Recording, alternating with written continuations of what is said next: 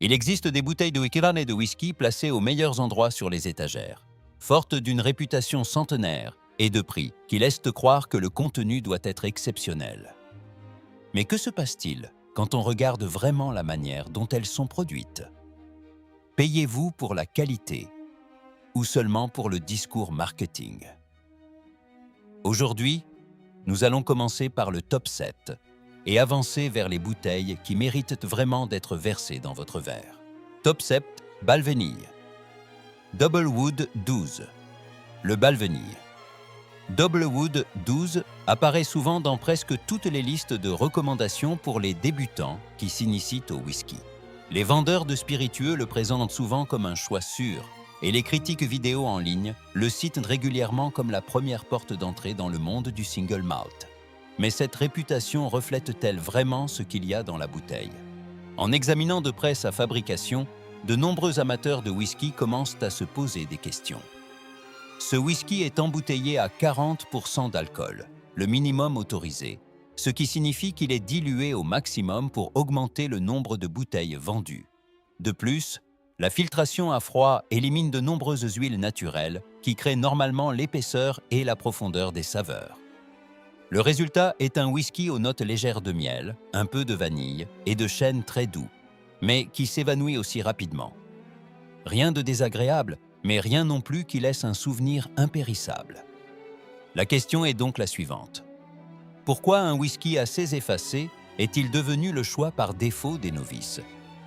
Payons-nous pour la réputation plutôt que pour la qualité du spiritueux lui-même? Top 6, Glenmorangie. Glenmorangie est l'un des single malt les plus faciles à trouver dans les rayons de grande distribution. Son prix est souvent bien inférieur à celui de ses concurrents. Et c'est ce tarif qui en a fait un choix populaire pour ceux qui veulent essayer le single malt sans trop dépenser. Mais que reflète souvent un prix bas? En sentant ce verre, beaucoup réalisent que les arômes sont presque imperceptibles. Juste une légère douceur de malt, parfois une sensation fugitive pour laquelle il faut se concentrer intensément. À la dégustation, l'expérience n'est guère meilleure. Une texture mince, une saveur assez diluée qui disparaît presque dès qu'on la saisit. Une finale si courte qu'on se demande si l'on vient vraiment de goûter quelque chose de mémorable. Beaucoup considèrent que Glenmorangie existe principalement pour occuper un segment d'entrée de gamme sur le marché du single malt. Mais si c'est le cas, représente-t-il vraiment ce que le whisky peut offrir? Ou fait-il simplement croire aux débutants que le single malt est par nature toujours aussi fade? Top 5, Cardu 12. Cardu 12 porte en lui une longue histoire et un nom autrefois considéré comme un symbole de la tradition du whisky. Cette bouteille est souvent présentée dans un flacon élégant et semble assez haut de gamme en rayon. Mais en creusant davantage sur son utilisation dans l'industrie, beaucoup découvrent une vérité intéressante. La majeure partie de la production de cette distillerie est en réalité utilisée pour l'assemblage de célèbres blends. Cela signifie que la version single malt que nous voyons sur les étagères n'est parfois que le surplus de production une fois la demande pour les blends satisfaite. Et en regardant les spécifications de production, l'histoire devient familière. 40% d'alcool, filtration à froid pour assurer la clarté du liquide. L'arôme initial apporte un peu de malt et de fruits légers, créant une impression d'accessibilité. Mais à la dégustation, les saveurs sont assez superficielles, manquant de développement. Et la finale est relativement courte. Alors, le Cardu 12 mérite-t-il vraiment l'image luxueuse qu'il projette? Ou s'appuie-t-il simplement sur son histoire pour maintenir sa notoriété? Top 4. Highland Park 12. Highland Park 12 était autrefois considéré comme l'un des classiques que tout amateur de whisky se devait de goûter au moins une fois. Pendant des années, il a été cité comme l'exemple parfait d'équilibre entre la douceur du miel et une légère touche de fumée caractéristique. Mais ces dernières années, de nombreux consommateurs de longue date ont commencé à remarquer que l'expérience n'était plus la même. Le prix de cette bouteille a augmenté avec le temps, tandis que les saveurs semblent s'être allégées. En goûtant la version actuelle, on reconnaît encore les traces de l'ancien style, un peu de miel, une légère fumée et cette sensation typique des îles. Mais tout semble avoir perdu en intensité. Tout est encore là, mais de manière plus effacée. Cela amène beaucoup de gens à se demander « qu'est-ce qui a changé ?» La production à plus grande échelle a-t-elle affecté la qualité? Ou est-ce simplement que la réputation de cette bouteille survit grâce aux souvenirs des versions précédentes? Top 3. Dalmore 12. Le Dalmore 12 est l'un des whiskies les plus reconnaissables grâce à l'emblème de tête de cerf en métal fixé sur la bouteille. Son design luxueux, sa couleur sombre et son imagerie iconique font croire à beaucoup qu'il s'agit d'un whisky haut de gamme. Mais en regardant de plus près comment cette couleur est obtenue, beaucoup découvrent que cette teinte foncée provient souvent de colorants caramel ajoutés lors de la production. Cela ne signifie pas que le whisky est imbuvable, mais cela montre que l'aspect visuel attrayant est parfois un simple artifice visuel. Ce whisky est également embouteillé à 40% et subit une filtration à froid, comme beaucoup d'autres bouteilles de cette liste. En bouche, on perçoit des notes d'orange, de chocolat et d'épices douces. Cependant, beaucoup trouvent que l'expérience globale n'est pas aussi profonde que son prix le suggère. La question se pose alors, le Dalmore 12 est-il apprécié pour son goût ou pour l'allure qu'il a sur l'étagère?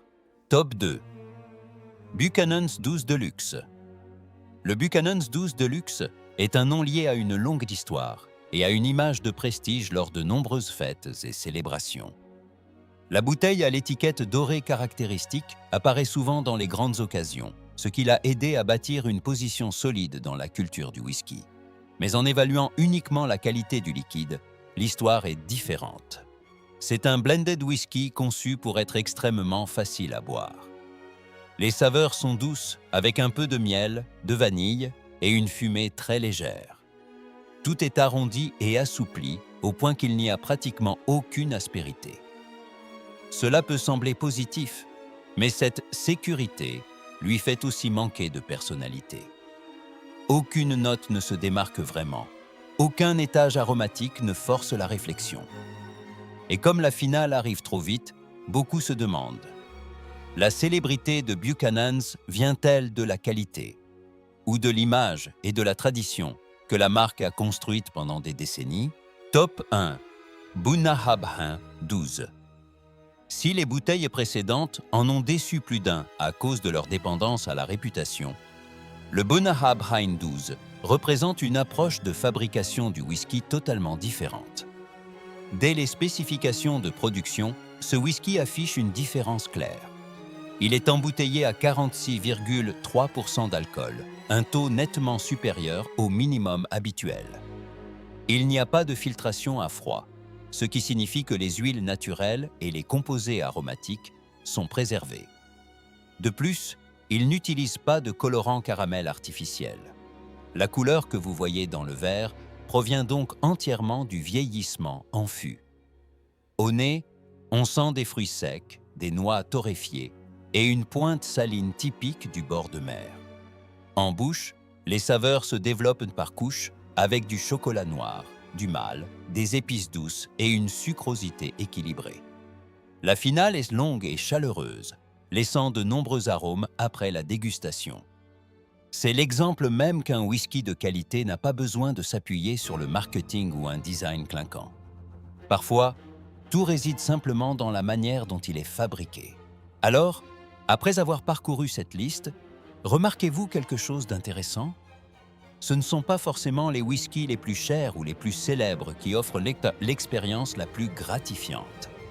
Parfois, les bouteilles moins mises en avant offrent la valeur la plus authentique.